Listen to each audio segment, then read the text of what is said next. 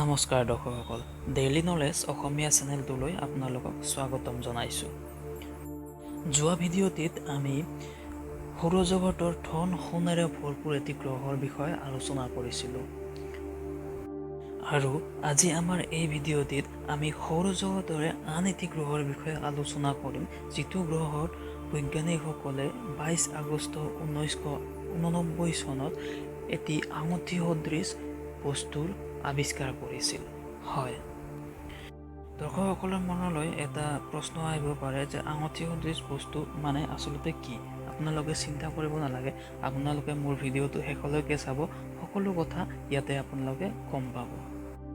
ভিডিঅ'টো আৰম্ভ কৰাৰ আগতে দৰ্শকসকললৈ এটাই অনুৰোধ, দৰ্শকসকল যদি আমাৰ চেনেলটোলৈ প্ৰথমবাৰ আহিছে তেনেহ'লে চেনেলটো ছাবস্ক্ৰাইব কৰিব আৰু বেল আইকনটো প্ৰেছ কৰিব, কাৰণ আমাৰ এই চেনেলটোত প্ৰতিদিনে নলেজেবল ভিডিঅ'ৰ বাহিৰেও বহুত নজনা কথা আৰু জেনেৰেল নলেজৰ ওপৰতো ভিডিঅ' আপলোড কৰি থকা হয়। আহক বেছি পলম নকৰি আজি আমাৰ এই ভিডিঅ'টো আৰম্ভ কৰোঁ।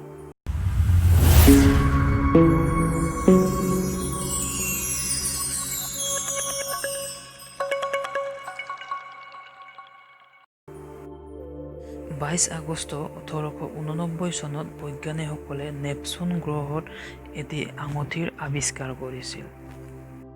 এই আঙুঠিটো মূলত 5টা মূল আঙুঠিৰে গঠিত।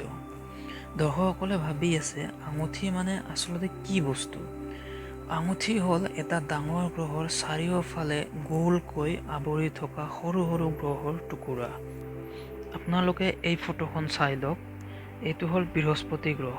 এই বৃহস্পতি গ্ৰহৰ চাৰিওফালে যি সৰু সৰু গ্ৰহৰ টুকুৰাবোৰে আৱৰি আছে, ইয়াকে আঙুঠি বুলি কয়। দৰ্শকসকলক যদি এই আঙুঠিৰ ওপৰত বিতংকৈ ভিডিঅ' লাগে তেনেহ'লে মোক কমেণ্ট বক্সত জনাব। আহক এতিয়া মূল ভিডিঅ'টোলৈ আগবাঢ়ো।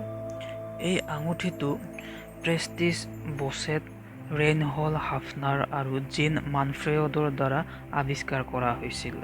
নেপচুনৰ চাৰিওফালে আঙুঠিটোৰ প্ৰথম উল্লেখ 1846 চনৰ পৰা জানিব পাৰি যে যেতিয়া নেপচুনৰ সকলোতকৈ ডাঙৰ চন্দ্ৰ টাইটানৰ বিচাৰক উইলিয়াম লেছনে ভাবিছিল যে তেওঁ গ্ৰহটোৰ চাৰিওফালে এটা আঙুঠি দেখিছিল, কিন্তু তেওঁৰ এই কথাটো কেতিয়াও নিশ্চিত কৰা নাছিল। আঙুঠিটোৰ প্ৰথম নিৰ্ভৰযোগ্য চিনাক্তকৰণটো 1968 চনত আলৌকিক ৰহস্যৰ দ্বাৰা চিনাক্ত কৰা হৈছিল, যদিও কোনেও এই কথা 1977 চনৰ ইউৰেনাছৰ আঙুঠি আৱিষ্কাৰ কৰালৈকে গম পোৱা নাছিল। ইউৰেনাছৰ আৱিষ্কাৰৰ লগে লগে ভিলানোভা বিশ্ববিদ্যালয়ৰ এটা দলে নেপচুনৰ চাৰিওফালে থকা আঙুঠিটোৰ তদন্ত আৰম্ভ কৰিলে। 24 মে 1981 চনত তেওঁলোকে এটা তৰাৰ উজ্জ্বলতা সেমেকি থকা প্ৰত্যক্ষ কৰে। যেনেকৈ তৰাটো সেমেকি আছিল, এইটোৱে কৈ আছিল যে তাত আঙুঠিৰ চিন আছে। কিন্তু ভালকৈ অধ্যয়ন কৰাৰ পিছত ভিলানোভা বিশ্ববিদ্যালয়ে এইটো নিশ্চিত কৰিলে যে এইটো পৰিঘটনা এটা সৰু সামান্য নেপচুন চন্দ্ৰমা লাৰিছৰ বাবেহে হৈছিল। ভিডিঅ'টো চাই যদি ভাল পাইছে তেনেহ'লে লাইক কৰিব, আৰু যদি দৰ্শকসকলৰ মনত কিবা প্ৰশ্ন থাকে তেনেহ'লে কমেণ্ট কৰিব, আৰু যদি ভিডিঅ'টোত আমাৰ কিবা ভুল হৈছে তেনেহ'লে আমাক কমেণ্ট বক্সত নিশ্চয় জনাব, যাতে এনেকুৱা ভুল আৰু আগলৈকে কেতিয়াও নহয়।